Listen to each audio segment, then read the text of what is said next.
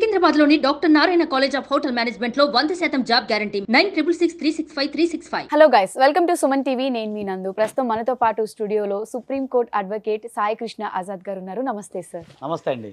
Sir, present ఎక్కడ చూసినా viral అవుతున్న టాపిక్ ఏంటి అంటే రేవ్ పార్టీ. సెలబ్రిటీస్ దగ్గర నుంచి కామన్ పీపుల్ కూడా చాలా మంది ఇందులో ఇన్వాల్వ్ అయి ఉన్నారు. అసలు రేవ్ పార్టీ అంటే ఏంటి? చాలా మందికి ఏంటంటే రేవ్ పార్టీ అనేది ఇప్పుడు కొద్దిగా బాగా ప్రచారం అవుతుంది. గతంలో కూడా రేవ్ పార్టీలు చాలా జరిగినాయి. పోలీసు వాళ్ళని అరెస్ట్ చేయడం జరిగింది. అలాగే రేవ్ పార్టీకి సంబంధించిన ఎవరైతే నిర్వాహకులను అరెస్ట్ చేయడం అదంతా జరిగింది. కాకపోతే ఇప్పుడు ఏంటంటే సెలబ్రిటీలు పెద్ద ఎత్తున దట్టు బెంగళూరు వేరే రాష్ట్రంలో పొరుగు రాష్ట్రంలో దొరకడం వల్ల ఇది కొద్దిగా బాగా ప్రచారం అయింది. అసలు రేవ్ పార్టీ గతం నుంచి ఎప్పటి నుంచో కూడా ఉందండి. సో అసలు అంటే యాక్చువల్గా రేవ్ పార్టీ పుట్టు పూర్వతలు మామూలుగా మనకు తెలిసిన విషయం ఏంటంటే ఏ లేదండి, ఒక ఎంజాయ్మెంట్. అక్కడ ఏంటంటే అంటారు కదా, స్వర్గ సుఖాలు అంటాం కదా మనం. అంటే స్వర్గ సుఖాలు ఒక దగ్గర అవైలబిలిటీగా ఉండటం, దాన్ని అది అది మనం రేవ్ పార్టీగా చెప్పొచ్చు మామూలుగా మన భాషలో మాట్లాడుకోవాలంటే. యాక్చువల్లీ రేవ్ పార్టీ అనేది ఎక్కడ పుట్టింది మన చరిత్ర చూసుకుంటే ఇది ఏంటంటే యూరోప్ కంట్రీస్లో పుట్టిందండి. జనరల్గా యూరోప్ కంట్రీస్లో ఆ రోజుల్లో సెలబ్రిటీస్ ఎవరైతే ఉంటారో అంటే బాగా ఆర్థికంగా బలంగా ఉన్న వ్యక్తులు కొంతమంది కలిసి అక్కడ ఎంజాయ్ చేసేవాళ్ళు, అన్ని రకాల ఎంజాయ్ చేసేవాళ్ళు. జనరల్గా ఏంటంటే అక్కడ ఆల్కహాల్ కానీ ఫుడ్ కానీ తర్వాత కానీ అన్ని దొరుకుతాయి, మొత్తం A to Z. Rave party అంటే అదండి. ఇప్పుడు జనరల్గా మన దేశంలో వచ్చేసరికి దీన్ని హిప్పీస్ అంటారు. అంటే గోవాలో ఒక రకమైన జాతి ఉంది, సంచార జాతి. అంటే మీకు అంటే నాకు ఎలా ఇది వీళ్ళ గురించి ఎలా చెప్పాలంటే ఒక మన పాట ఉంది, దమ్మార దమ్ అని ఒక పాట ఉంటుంది హిందీలో, హరే కృష్ణ హరే రామ అనే సినిమాలో ఉంటుంది. అప్పుడు ఆ హిప్పీస్ ఉంటారు, జుట్టు ఎరబోసుకొని ఆ ఒక రకంగా వాళ్ళు ఒక తన్మయత్వంలో తేలాడుతూ ఉంటారు. ఆ కల్చర్ 1970-80 దశకంలో బాగా భారతదేశంలో పాపులర్ అయింది, ప్రపంచం కూడా బాగా పాపులర్ అయింది. మన దేశంలో వచ్చేసరికి గోవాలో పాపులర్ అయింది. అంటే ఏంటంటే విచ్చలవిడిగా డ్రగ్స్ వాడతాం, ఫుడ్. సో ఇవన్నీ కూడా అంటే ఒక మనిషి ఎంజాయ్ చేయటం అనమాట, అన్ని రకాల ఎంజాయ్ చేయొచ్చు. అంటే ఈ పార్టీలో ఏం జరిగింది అంటే ఇవన్నీ జనరల్గా చాలా సీక్రెట్గా జరుగుతుంటాయి. ఎలా అంటే ఒక రకమైన అంటే ఊరు బయట ఏదైనా గెస్ట్ హౌస్లు కానీ ఏదైనా ఫామ్ హౌస్ల్లో కానీ కొంతమంది ఆ వ్యక్తులు ఎవరైతే ఆర్థికంగా బలంగా ఉన్నారో అంటే ఈ రేవ్ పార్టీకి సంబంధించి చూసుకున్నట్లయితే ఒక కామన్ మ్యాన్కి అవి అందుబాటులో ఉండవు. అవి రహస్యంగా జరుగుతాయి, చాలా గోప్యంగా జరుగుతాయి. దానికి కండక్ట్ చేసే వాళ్ళు వేరుంటారు. సో వాళ్ళు ఏంటంటే అన్ని సరఫరా చేస్తారు. ఒక మనిషికి ఏం కావాలి, ఒక ఎంజాయ్ చేయాలంటే ఏం కావాలి, అలా ఫుడ్ కానీ ఆల్కహాల్ కానీ సిగరెట్లు కానీ అలాగే డ్రగ్స్ కానీ ఇవన్నీ కూడా ఒక దగ్గర ఏర్పాటు చేయబడతాయి.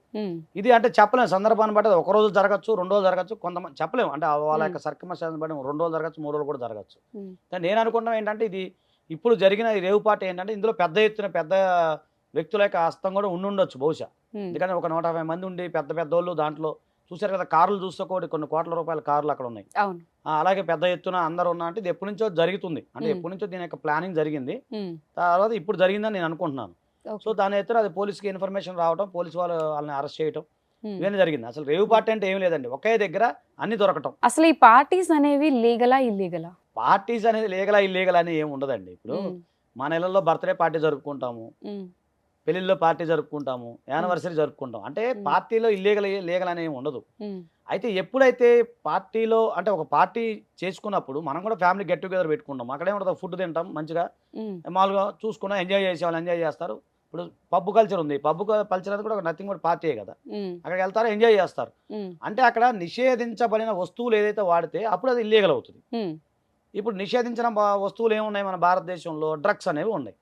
అలాగే కొన్ని చోట్ల ఇప్పుడు మన దేశంలో కొన్ని రాష్ట్రాల్లో లిక్కర్ అనేది బ్యాన్ ఉంది, కొన్ని రాష్ట్రాల్లో.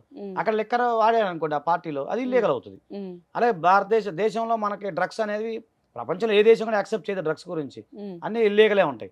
ఇప్పుడు ఇక్కడ రేవ్ పార్టీలో ఏం జరిగింది, వాళ్ళు ఇప్పుడు మనం ఒక పార్టీ ఇచ్చాము, ఒక వ్యక్తిని రమ్మన్నాము, లేదా 10 మంది కలిపి మన ఫ్రెండ్స్ అంతా కలిపి మంచిగా తిన్నాము, సరదా ఎంజాయ్ చేసాం, దాన్ని ఏం కాదు. అక్కడ ఎప్పుడైతే నిషేధిత వస్తువులు కానీ చట్ట వ్యతిరేక కార్యకలాపాలు కానీ ఏవైతే జరుగుతాయో అప్పుడు అది ఇల్లీగల్ అవుతుంది. సో ఈ రేవ్ పార్టీలో నిషేధిత వస్తువులతో పాటు చట్ట వ్యతిరేక కార్యకలాపాలు జరుగుతాయి. అది అనైతికంగా కానీ మామూలుగా ఇప్పుడు చెప్పే కదా, చర్రాస్ అని లేకపోతే డ్రగ్స్ ఉంటాయి కదమ్మా, చాలా డ్రగ్స్ మీకు ఉంటాయి, మన గంజాయి అని, చర్రాస్ అని, ఏ బ్రౌన్ షుగర్ అని, కొన్ని ఉంటాయి, దాంట్లో రకాలు ఉన్నాయి. ఇప్పుడు నేను NDPS యాక్ట్లో క్లియర్గా చెప్పడం జరిగింది.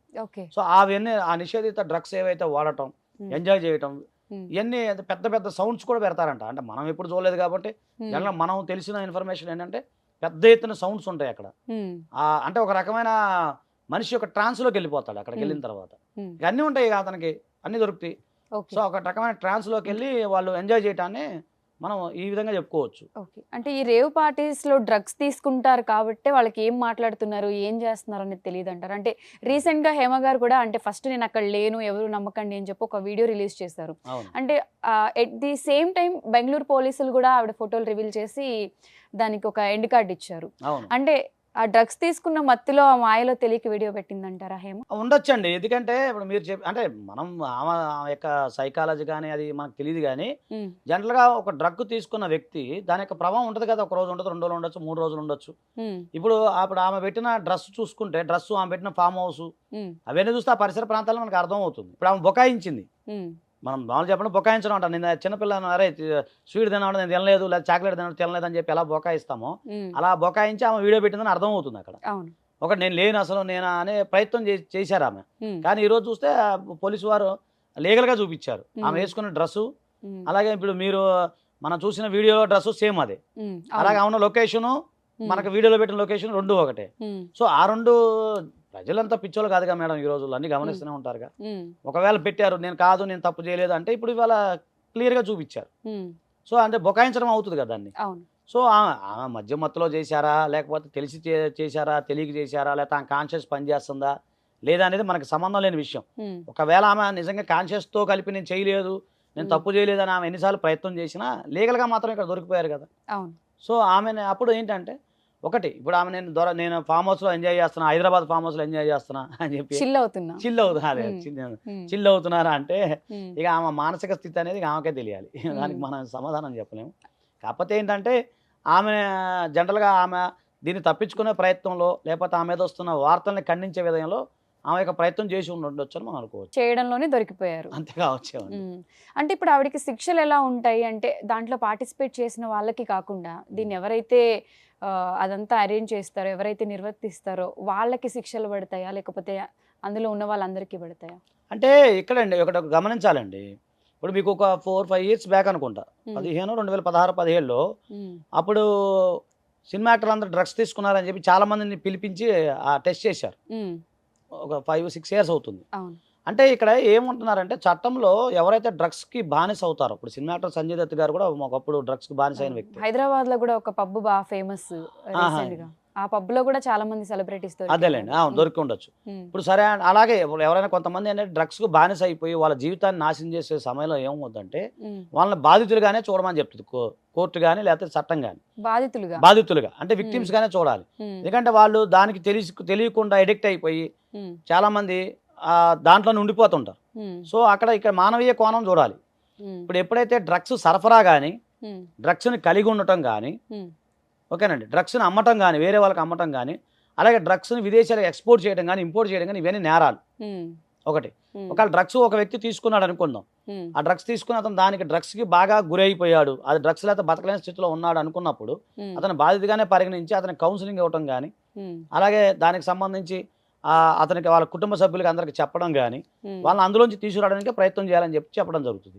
కాబట్టి ఇక్కడ ఆమె బాధితురాలా లేకపోతే ఆమె అరేంజ్ చేసిందా ఇక్కడ మనకు తెలియదు. ఇప్పుడు నిర్వాహకులకు ఒక శిక్ష ఉంటుంది. ఇప్పుడు దాన్ని కండక్ట్ చేసే వ్యక్తులు ఉన్నారనుకోండి, కండక్ట్ చేసే వ్యక్తులు ఎవరైతే ఉన్నారో వారు కనుక డ్రగ్స్ మెయింటైన్ చేసినా వాళ్ళు డ్రగ్స్ అంటే దీంట్లో NDPS యాక్ట్లో క్లియర్గా ఏంటంటే డ్రగ్స్ని క్యారీ చేసిన దాన్ని బట్టి శిక్షలు ఉంటాయండి. అంటే ఉదాహరణకు 1 గ్రాము 2 గ్రాములు ఒక దాన్ని ఉంటుంది అనమాట, ఆ పట్టిక ఉంటుంది. అంటే అంతా యూజ్ చేసేస్తే అక్కడ ఎంత ఉందనేది మనకి అంటే అదేనండి. ఇప్పుడు అతను పట్టుకున్నప్పుడు పోలీసు వారు ఎంత దొరుకుతాయి దాన్ని బట్టి వాళ్ళు అంచనా వేసుకుంటారు. అంటే ఇప్పుడు ఆ పార్టీలో ఒక 87 మెంబర్స్ కి బ్లడ్ టెస్ట్ చేస్తే పాజిటివ్ వచ్చింది అంటే దాని ప్రకారం మనం ఇమాజిన్ చేసుకుంటే అలా క్యాలిక్యులేట్ చేసుకుంటే ఎక్కువ పెద్ద ఎత్తులో జరిగి ఉండొచ్చు. పెడ్లర్స్ అంటారు వాళ్ళని, అంటే ఈ డ్రగ్స్ సరఫరా చేసే వాళ్ళు పెడ్లర్స్ అని ఉంటారు. సో ఇవన్నీ పోలీసు వారు ఎంక్వైరీ చేస్తారు అసలు ఎంత ఎత్తున జరిగింది అక్కడ, అలాగే డ్రగ్స్ ఎంత వాడటం జరిగింది, 87 మంది అంటే ఏ స్థాయిలో డ్రగ్స్ సరఫరా జరిగింది ఇవన్నీ గమనిస్తారు. ఇవన్నీ గమనించి ఒకవేళ ఆ నిర్వాహకులు కానీ కండక్ట్ చేసిన వాళ్ళు కానీ ఎవరైతే ఉన్నారో దానికి మొత్తం ఎవరైతే ముందు వస్తారు కదా ఇన్వెస్టిగేషన్లు తేల్తారు వాళ్ళందరికీ 3 అంటే మామూలుగా చెప్తున్నాను, ఓవరాల్గా చెప్తున్నాను, మనకి అది పట్టి కంటే చాలా టైం పడుతుంది. సో ఓవరాల్ చెప్తున్నాను జనరల్గా 3 years నుంచి 7 years వరకు జైలు శిక్ష పడే అవకాశం ఉంది. అలాగే అవునండి, ₹1,00,000 నుంచి 5 లక్షల వరకు జరిమానా పడే అవకాశం ఉంటుంది. అది ఎంత దొరికినా మనకు తెలియదు. అది FIR ఛార్జ్ షీట్ చూస్తే కానీ మనకు తెలియదు కదా. నెక్స్ట్ పోలీసు వాళ్ళు ఇన్వెస్టిగేషన్ చేసినప్పుడు మరి అది వాళ్ళ దగ్గర ఎంత దొరికినాయి, దాన్ని ఎంత యూజ్ చేశారు, వాళ్ళకి ఎక్కడి నుంచి వచ్చినాయి, దానికి సంబంధించిన పెడ్లర్స్ ఎక్కడ, దీన్ని కండక్ట్ చేసిన వాళ్ళు ఎంతమంది, ఒకళ్ళ ఇద్దరా, లేకపోతే ఇందులో ఉన్న వాళ్ళకే వాళ్ళు ఇన్వాల్వ్మెంట్ అయ్యారా, లేదా ఎవరన్నా దాన్ని ప్రోత్సహించారా, ఇవన్నీ కూడా బయటకు వస్తాయి. బయటకు వచ్చినప్పుడు దాన్ని బట్టి శిక్ష ఉండదు. ఇప్పుడు మీరు అన్నట్టు ఈమె డ్రగ్స్ తీసుకున్నారు అనుకుందాం, ఇప్పుడు వచ్చింది 87% ఏదో పాజిటివ్ వచ్చింది అన్నారు. ఈమె బాధితురాలా ఈమె నిర్వాహకురాలా అనేది తెలియాలి, అది ఇన్వెస్టిగేషన్ తెలుస్తుంది. ఒకవేళ నిర్వాహకురాలు అనుకున్నారు అనుకోండి, యథావిధిగా లీగల్ గా ఆమెను అరెస్ట్ చేసి 87 మెంబర్స్ కి పాజిటివ్ వచ్చింది కాబట్టి సో కండక్ట్ చేసిన వాళ్ళు ఇక్కడ శిక్ష పడుతుంది. అండ్ మీరు చెప్పిన ప్రకారం ఈ 87 పాజిటివ్ వచ్చిన వాళ్ళందరూ విక్టిమ్స్ అంటారా? అంటే అందరు నేను అట్లా కాదండి, అందరు కాదు.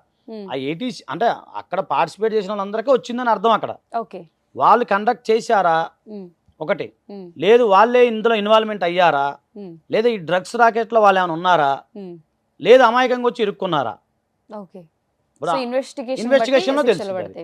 అది ఇప్పుడు మనం చెప్పేది కాదుగా, పోలీసు వారు మళ్ళీ నెక్స్ట్ ప్రెస్ రిలీజ్ చేస్తారు కాబట్టి మనం దాంట్లో అప్పుడు మళ్ళీ మనం వివరంగా మాట్లాడుకోవచ్చు. ఇప్పుడు ఏంటంటే అవన్నీ ఇన్వెస్టిగేషన్ స్టేజ్ లో ఉంది కదా. ఒకవేళ అమాయకంగా వచ్చి ఇరుక్కున్నారు, లేదా అమాయకంగా వాళ్ళని ఒకళ్ళు తీసుకొచ్చారనుకోండి, ఒకవేళ 87 మంది నేను అన్నాను, అందులో ఒకళ్ళు ఇద్దరు ఎవరైనా ఉండొచ్చు, లేదా అందరూ ఉండొచ్చు. అప్పుడు వాళ్ళు కనుక నిజంగా దీనికి డ్రగ్స్ కు బానిస అయ్యి వాళ్ళ జీవితాన్ని నాశనం చేసుకున్నారు అనుకున్నప్పుడు వాళ్ళకి కౌన్సిలింగ్ ఇచ్చే అవకాశం ఉంటుంది.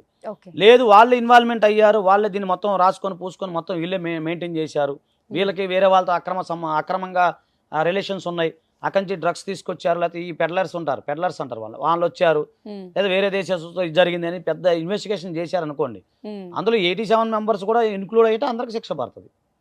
సో వీళ్ళు బాధితుల, కండక్టర్స్ చేశారా, కండక్టింగ్ చేశారా, నిర్వాహకుల, ఓకే, లేదు వీళ్ళ అనుపానువుల్లో జరిగినాయా, ఇవన్నీ కూడా ఇన్వెస్టిగేషన్ లో తేలుతుందండి. ఒకవేళ నిజంగా వాళ్ళ క్రైమ్ లో కనుక ఉన్నట్లయితే వాళ్ళు ఖచ్చితంగా శిక్ష పడుతుంది, నో డౌట్ అందులో. ఓకే సత్ గారు, థాంక్యూ సో మచ్. సుమన్ టీవీలో మీ పర్సనల్ అండ్ బిజినెస్ ప్రమోషన్స్ కోసం కింది నెంబర్కి కాంటాక్ట్ చేయండి.